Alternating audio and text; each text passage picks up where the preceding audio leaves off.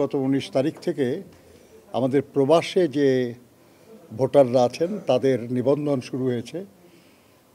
কাজে এই সময়ে ওটাই অনেক প্রাসঙ্গিক।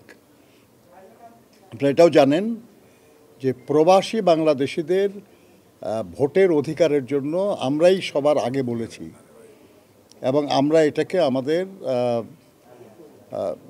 দেশনেত্রী বেগম খালেদা জিয়ার ভিশন 2030, বিএনপির ২৭ দফা কর্মসূচি এবং আন্দোলনরত সব দলগুলির সঙ্গে মিলে আমরা যে ৩১ দফা কর্মসূচি ঘোষণা করেছিলাম এই দাবি তার অন্তর্ভুক্ত ছিল।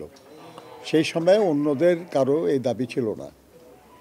যাই হোক, এখন আমরা মনে করি যে যেহেতু আল্লাহর মেহেরবানিতে আমাদের দাবিটা আদায় হয়েছে, নির্বাচন কমিশন প্রবাসীদেরকে ভোটার করার জন্য উদ্যোগ নিয়েছে এবং সেই উদ্যোগটা বেশ কার্যকর ইন দি সেন্স যে যাদের এনআইডি আছে শুধু তারা না, ওনারা বিভিন্ন দেশে লোক পাঠিয়েছেন নতুন করে এনআইডি দিয়ে তাদেরকে ভোটার করার উদ্যোগ নিয়েছেন তারা। আমরা ধন্যবাদ জানাই নির্বাচন কমিশনকে উদ্যোগ নেওয়ার জন্য। এনআইডির পাশাপাশি তাদের যে পাসপোর্ট, বাংলাদেশের পাসপোর্ট, এই পাসপোর্টকে তাদের পরিচিতি হিসাবে গ্রহণ করে তাদেরকে ভোটার তালিকায় অন্তর্ভুক্ত করার জন্য আমরা অনুরোধ করেছি। আমরা জানি, আমরা একমত তাদের সঙ্গে যে অনেক পাসপোর্ট মানে ফেক পাসপোর্ট আছে। আমরা জানি যে অনেক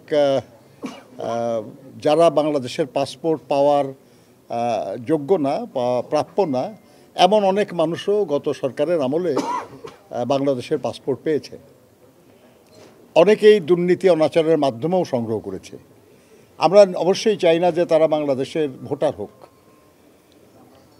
সে কারণে আমরা এটাও প্রস্তাব করেছি যে যাদের পাসপোর্টের মাধ্যমে যাদের ভোটার করার আহ্বান আসবে বা অনুরোধ আসবে, তারা ইচ্ছা করলে তাদের এই পাসপোর্ট ভেরিফাই করতে পারেন। পাসপোর্টের ছবি তুলে যদি তার গ্রামে পাঠানো হয়, সেখানে ভেরিফিকেশন করে যদি দেখা যায় যে এটা সঠিক, তাহলে এটা তাকে ভোটার করার ব্যবস্থা নেওয়া যেতে পারে।